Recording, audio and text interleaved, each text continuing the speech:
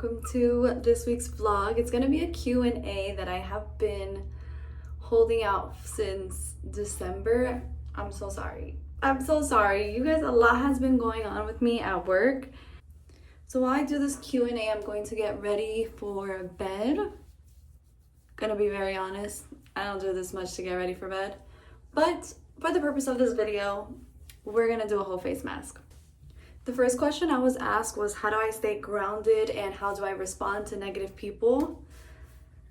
That is a very heavy question. How do I stay grounded? Honestly, I think I stay grounded by just reminding myself that other people's responses and other people's actions really aren't really about you. It's about them. It's about what they've been through, what they've experienced.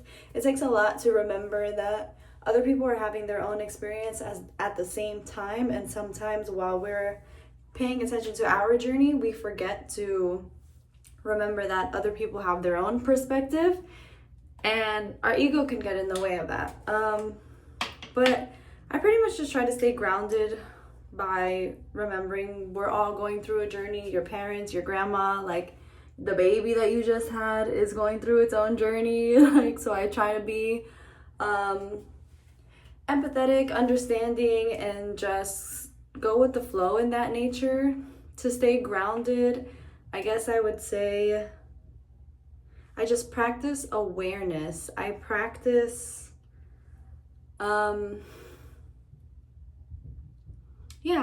awareness, like I said, awareness that this is not just my journey, we're all on a journey. So like what someone else feels and thinks, it's not my job to change their mind. It's part of, their upbringing, their experience, and whether they want to change their mind or not is up to them. Whether they want to take accountability is up to them. I'm not here to raise anyone, to push anyone to be someone that I think they should be. I'm not here to make people see their potential. If you want to see your potential, you will. You can't force anybody to be who you think they should be or how they should think based on your own experiences. It's not fair, in my opinion. I just stay grounded by focusing in my lane, focusing on my goals. Sorry, these things are kind of bothering my eyeballs. I focus in on my goals. I make sure that I just have like tunnel vision, because I'm here for my purpose, for my reasoning. I'm here for my purpose. I'm here to experience all that life has to offer me. So I'm not going to pay attention to negative people. I'm going to remain grounded in who I am and who I want to be. And that is my goal in my mind. So all these other distractions, I'm just like, boop, boop, boop, boop, boop. Like they're like, it's like dodgeballs coming at you and you're just like, nope, nope, nope, nope, nope. Move away the distractions. Honestly, this is a good, when you're meditating, if that's what you want to meditate on, just like picture yourself pushing away the distractions, and like this body movement of like boom, boom, boom, like pushing away anything that doesn't serve me is actually really fun and really good. Like the body keeps score, so your body will remember, like push out anything that's coming at me that's negative, that's a distraction, that's keeping me away from my goals and my tunnel vision. And having tunnel vision doesn't mean I forget about my family, my friends. It just means when it's time to lock in, I'm locked in. How to respond to negative people? Don't. Literally, that's the answer. Don't. And I'm someone who used to be very responsive. Reactive is the word I'm really looking for. I love the challenge. I loved when someone tried to challenge me so that I can let it out. And really what responding to negative energy is you just like wanting to let out your own emotions, your own anger, because you haven't regulated. So think about like, why do I want to respond to this person? Or think about, if I respond to this person, what's going to happen after? What is the effect of me responding? Is it going to bring me peace? Is it going to bring them peace? Is it going to squash whatever negativity is happening? Or is it going to cause more chaos? Is it going to cause more issues that I don't even care about, that I don't even want? And this goes back to remembering you can't change everyone. You can't change people's minds. So don't make it your job, because you're going to disappoint yourself. I genuinely think, and I'm not saying that I practice this all the time, but I genuinely think that the response to negativity is love. And it sounds very fucking annoying. It sounds like, oh my God, bitch, whatever, you're such a cliche. But it's true. Because if someone is coming at you all negative and you're just like, why? Why do you feel that way? Or if you're like, I love you and I hear you, but I'm not leveling with you, and XYZ is my reasoning, or like, I don't even want to do this with you anymore because I love you. How is someone supposed to, if someone continues to just spew at you, they just like are using you for their emotional baggage, like at that point, and you need to exit situation. The next question I got, which I guess it's in line, is asking me how do you deal with leaving a toxic relationship and going into a healthy relationship? I'm just gonna let you know right now, it's not sunshine and bubblegums and rainbows and unicorns over here. Yes, you see the cutesy shit on Instagram, because I'm not gonna put on like, me and Marwan just had an argument today. We have our arguments. We've had our very mountainous arguments as well that have been ongoing issues. How do you go from one to the other? From my experience, I feel like me and Marwan do have a relatively healthy relationships. Are there bumps in the roads? Do both of us have ego? Is there things that both of us can fix? Yes, and that's probably always going to be like your experience when you are combining your life with someone. How I went from a toxic to a healthier relationship, a healthy-ish relationship, not ish, a healthier relationship. I think it was the best thing that he did was nip some shit in the bud, right? And I think what I wish is that I would have checked myself before this man had to check me. But when you're in a toxic relationship, you're used to being like, oh, I'm gonna come at you. I'm gonna say what I'm thinking, and I'm gonna make you feel bad, and I'm gonna share my emotions in a negative way and put it all on you because you made me feel this way. Versus, these are the emotions I feel. What was your intention when you said XYZ or when you did XYZ, because I didn't like that, versus a conversation. So that was, for me, was the toxicness in my previous relationship, was the way we would speak to each other, how argumentative, there was no trust. It was a young 20s relationship. It happens. I know some people, for other people it don't happen, but for me it happens. Literally, if you grew up in this era, literally think Ron and Sam, and that was probably my previous relationship, and it was nuts. But I remember the first time I was about to argue with Marwan, he literally shut it down. So I think the point of me saying all of this, like all this to say, set a precedence for this next relationship. Don't let your previous relationship make you believe love doesn't exist. I think and that's something that got me through to being with another person, was love exists somewhere, and the kind of love that I'm looking for is real. I just have to find it in the right person and not ask someone else who either doesn't want to or is not capable of loving me in my love language, and putting that pressure on them to be who I want them to be. My sister told me, you shouldn't have to ask someone to change.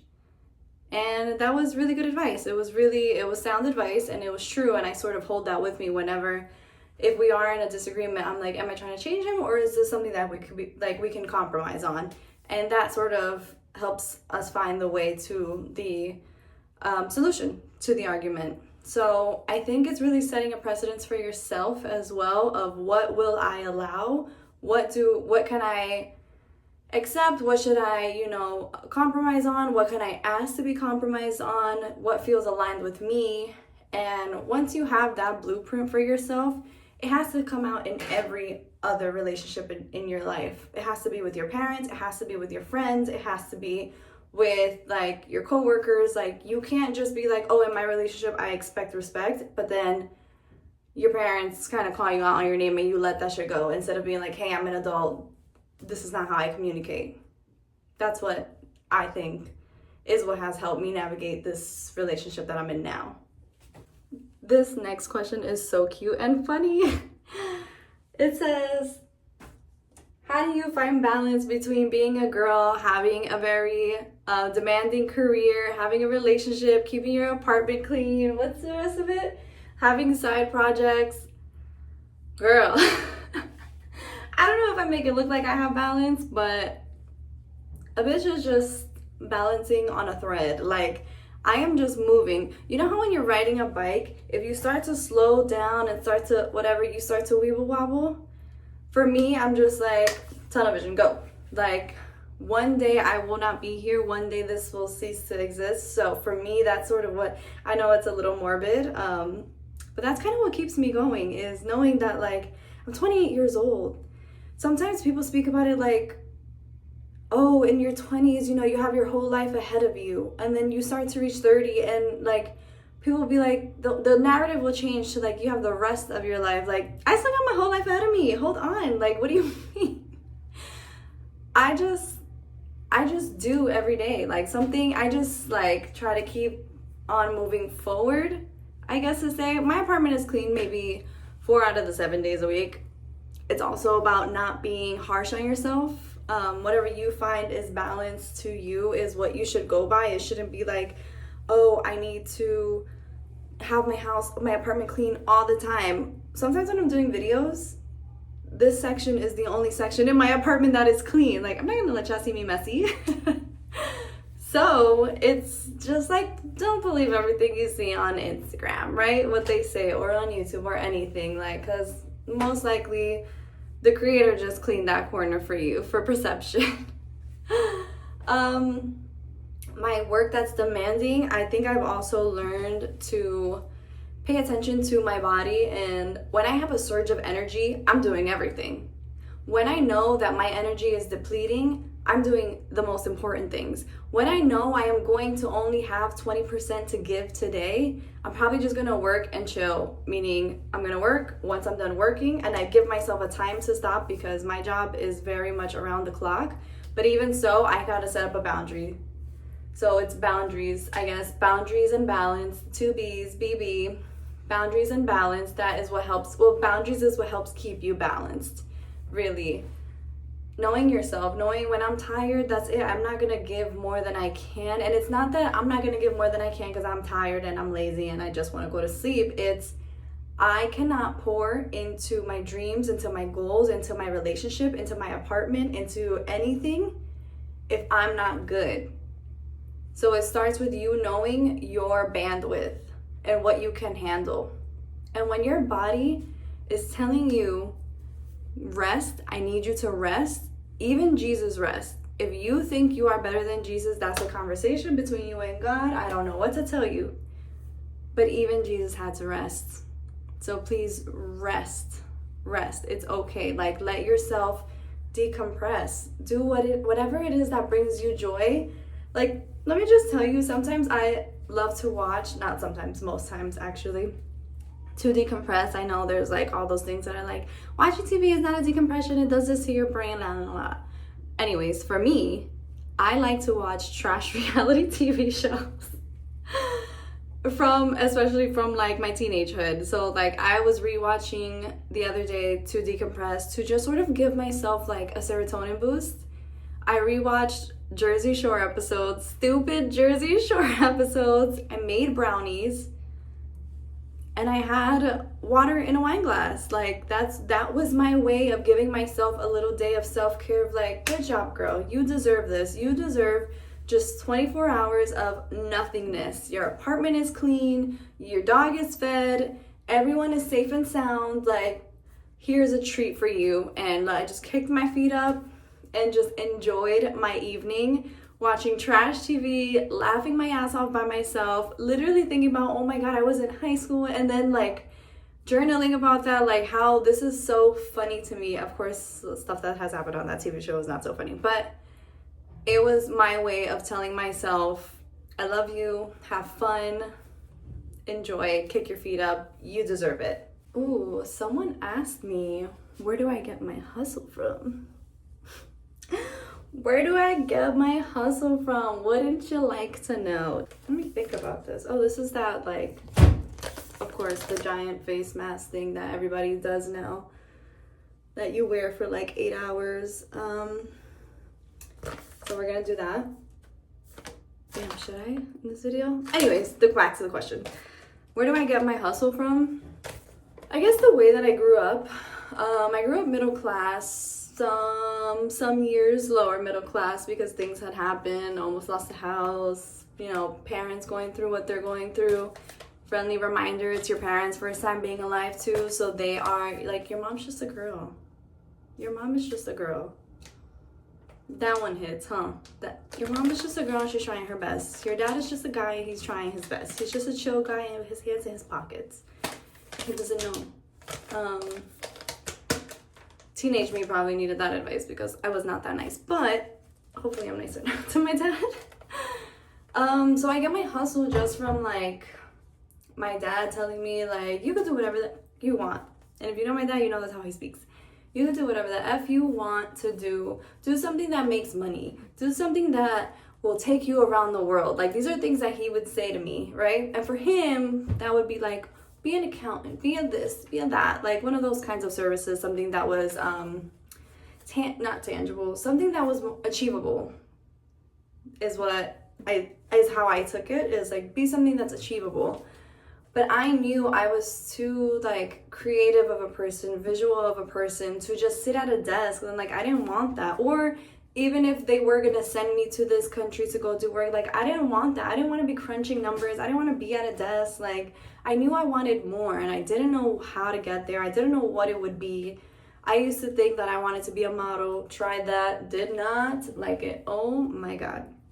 God bless models, because I did not enjoy it. I genuinely, like, you can see the boredom and the tiredness on my face. And it's a hard job. I'm not saying like, oh, it's so boring, it's whatever. Like, it's a hard job to be like, you know, in a certain movement and all this stuff. And like, it just wasn't for me. Anyways, but I knew I wanted something creative like that. I knew I wanted something with like cameras, lights, action. Like, I knew it, but it just wasn't that. So I kept trying different things.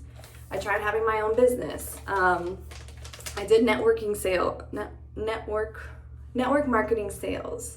I did network marketing sales because that was in front of the camera selling stuff. And then I realized like that didn't feel genuine to me either. Being like, this is my favorite pen. This is the only pen that has this kind of ink in it. Like, other pens have poison in it. This one is toxic free. It's the only pen that I write with. It's only like $100 and it's so good for you. That was not me. Like, I mean, it was me for a second, but it wasn't really what I enjoyed. So I just got my hustle really from, the point of that is, I get my hustle from the fact that I know I'm meant for more. I feel like, given my background and the kind of childhood and teenagehood that I experienced, not to say that it was all bad, I definitely did have some good moments, but I think I had to grow up faster than other people. I had to make decisions that 11-year-olds and 14-year-olds didn't really have to make the way I did. They got to be teenagers in that sense.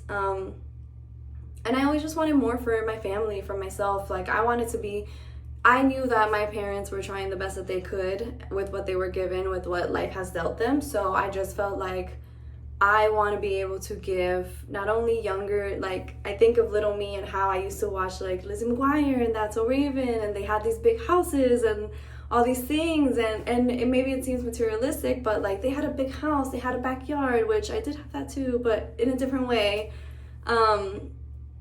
And I just thought like, I want that.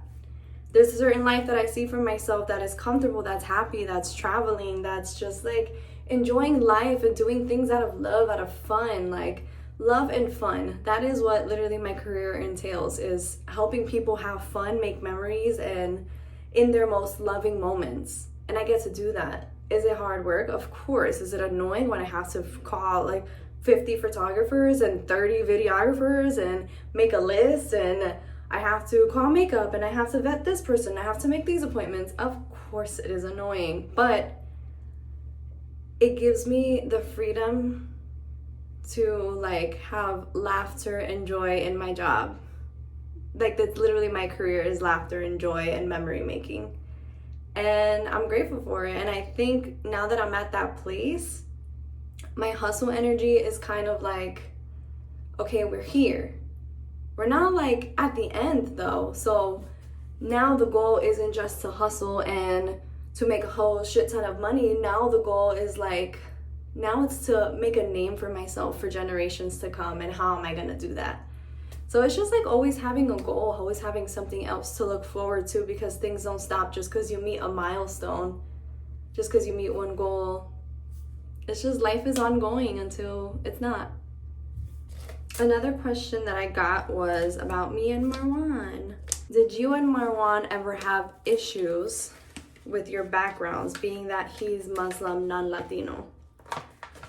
Marwan and I, in particular, did not have the issues. And I think a lot of people thought maybe his parents would be the one with the issue. One of the first things I asked him on our first date was, do your parents expect you to be with a certain kind of female, a certain kind of woman, a certain kind of background? Because if they have that expectation, I'm sorry, like, they're gonna be disappointed. And he was like, no, my parents just want you to be a good person.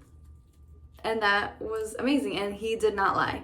They are the most sweetest, open-minded people I have ever met. And that's including my family. See? Because y'all are rude. So when I decided to introduce Marwan to my dad and explain to my mom, can you guys take me serious talking about this?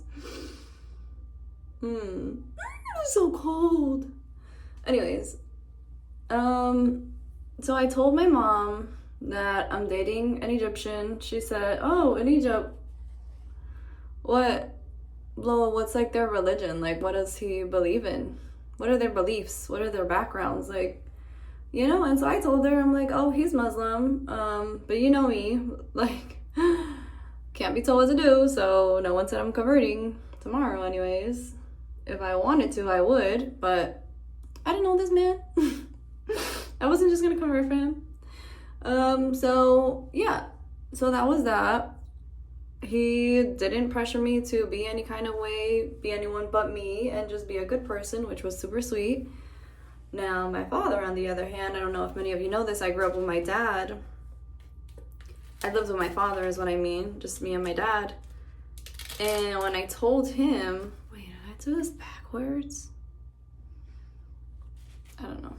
Anyways, when I told him, he was like, you don't know what these people are like. He means well, I promise he's not racist, he's just a boomer. Well, anyways, I promise he's not a bad person. He was just, you know, nervous for his daughter, something he didn't understand. He was like, you don't even know what these people are about. Like, why are you with him? So I'm like, no, it's not what you think. So I explained, like, you know, I'm not expected to do anything like that. He's like, now? I'm like, no, ever. First of all, I don't even listen to you. What makes you think I'm gonna listen to what a man wants out of me? I can't even take myself serious. And then we didn't talk for like literally a week. An entire week. We lived together, just me and my father and my fucking dog, and I literally avoided this man like the plague in our small apartment. He was just like, you don't know if when he goes there, like if they have to wear a hijab and they need you to be a certain way, and then you have to start acting that way, you don't understand, like all this crazy shit. And I was like, what the F are you talking about? You sound crazy. You sound like a middle-aged white man. Like, what are you talking about? You're a brown Latino man that constantly has issues at work because you have an accent, and the people that you worked with were quite prejudiced with your accent, and it was like a whole thing. My father's experience at work, and so you would think that he would have some sort of empathy, but no. So this is hilarious. Like, are you guys, I hope y'all are still here for this. This is crazy. This actually feels kind of good though. And then, so because of that, we were literally arguing in a car while like, by the way, we're in a car while we're having this conversation. So once we get out the car, I just like run inside, and I don't even wait for him to come inside. I just run inside, open the door, whatever, leave it unlocked so he come in behind me, close the door, start crying in my room, and I call my sister. I call my sister to cry about how, like, this is my new boyfriend. Like, how dare you not like my new boyfriend? You don't even know him. It was so stupid. And then by the end of that week, so my cousin used to live around the corner from me. So then we go to her place and we're having this whole kumbaya circle. Well, no, first we were all just hanging out in her backyard, having drinks. And then my dad comes and I'm beefing with my dad. So I'm like, who invited him? Like, you would think this is like Mean Girls or some shit. This is the cafeteria, this is the cap, and my dad sat at my lunch table and I didn't invite him. Who invited him? Why is he here? And I'm literally saying this like an idiot. I'm like, I don't know who invited him. I don't know why he's here. Boo, the party's over. Like, being such a little bitch. I'm 23. And then I don't know how we get into the conversation. I think he'd start saying like that I'm mad at him or whatever. And I'm like, cause you racist, cause you stupid. You be saying dumb shit. Like, I'm literally getting pissed at my dad. I'm like, you're always saying shit that you don't understand. You don't even know. You don't know shit and you always just talk. Like, goodness gracious. And then everyone just starts like chiming in. Then him and my aunt, who are brother and sister, explain that when they were growing up, they had an Arab friend. I don't know where she was from. Forgot the name that they said. It was definitely like, it sounded Arab. So I was like, all right, story's believable, but whatever. I guess they were traumatized because this poor little girl was in an arranged marriage when she was like 14 or 15 or some shit. And then once they married her off, she never came back to America. She had to stay over there wherever she went. I don't know. So they were like, sometimes that happens. And I was like, again, please understand, when have I ever listened to someone tell me what to do? Even if it was out of love, like, I'm sorry. I am very big on the way I look today is not going to be how I look later on in life, so I'm just going to let it all out in all of its glory. I don't know what made them think I would listen to anyone who's trying to do anything to me, ship me out to another country. Like, I don't understand that. My life is here. Whatever, they were just worried. We all come to like a consensus after all drinking and shots and blah, blah, blah. He says he's sorry, we hug, that's it. He just starts to pretend that Marwan doesn't even exist. So then my birthday's coming up, and then on the eve of my birthday, literally, when it was September 11th, I went out with my friends. Marwan came and dropped off me and one of my friends home, who was sleeping over for my birthday weekend. And then he wanted to go walk my dog. So I used to walk my dog off leash because he listened. And we go to where we usually walk him at the water tower. My dog, rest his sweet little soul, he would listen. He would follow us. He would never stray apart. If he would see another dog, I would be like, Brian, come here. And he would come here and get clipped back on. If I ever saw a dog from afar, I would just clip him back on. Literally, as Marwan is about to tell me happy birthday, and my dog is like 2 steps away eating grass or some shit, this other pit bull comes charging and bum rushed my dog. And I think he wanted to play. I think initially the interaction wasn't aggressive, but my dog was older and he was like, what the fuck? He like didn't even see this dog, and it was nighttime. It was literally 12 a.m., 9/12, whatever year that was. I think like 2022 or 2020. Oh, 2020 actually. September 12th, 2020, this dog comes, bum rushes my dog. They get into a crazy fucking fight. Like, scary. Pit bulls, when they fight, dogs, typically when they fight to kill. They don't understand, like, I'm just fuck you up and go. They want to kill, because they're dogs. These fucking dogs are fighting. And I thought we was out there for an hour. My friend was like, it's been 15 minutes. I'm like, oh, well, bitch, the traffic was all the way down the hill. I used to live on one of the tallest hills in Yonkers.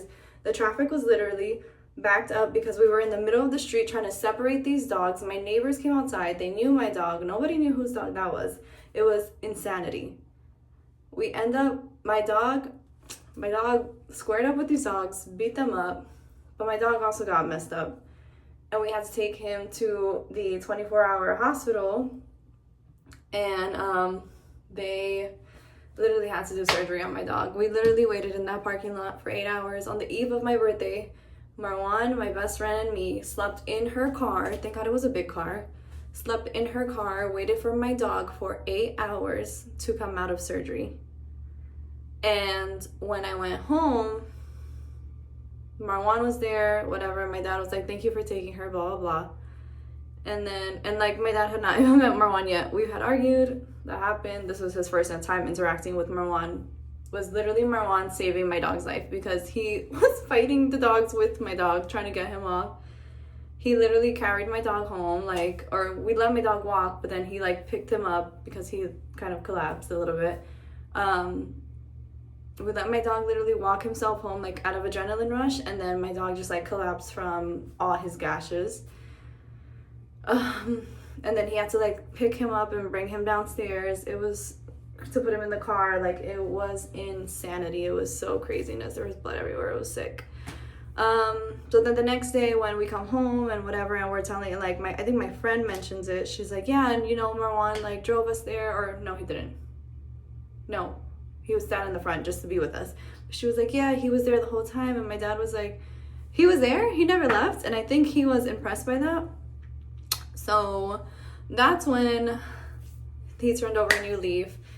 We ended up still doing the barbecue for my birthday that we had planned, that I had canceled and then brought back on. So like, people came, my cousins came to, like, you know, show love for my birthday and also love for Brian. Like, everyone was so heartbroken. And then that night, it was like, it was not even my birthday. My dad was like with Marwan, like, you need a burger, you need a beer, you want anything? Oh, like as if that was his friend. So now they're cool, they're friends, they're adorable. And thank God for that. Well, not thank God that happened to my dog, but thank God that, you know, Marwan got to show his true heart before anybody got to create an opinion, or I didn't like the way he said this or that. Like, they just saw who he was, a selfless, amazing person. And yeah, that's that story. Those are all the questions I received, and I thought they were really fun, so I really actually want to do this again. If anybody has any more questions or wants any insight on anything, I would love to talk about like more career stuff. I would love to talk about more personal growth stuff. So if you ever have questions, please do not hesitate to DM me, please. Like, this was actually kind of fun. I will definitely find other ways to do this because this mask is hilarious, and I just can't believe you guys actually sat here and listened to this. And I'm just gonna let this melt onto my face and I guess go to sleep like this. I hope you guys had fun with me. Let's do it again next week. Peace out, bitches.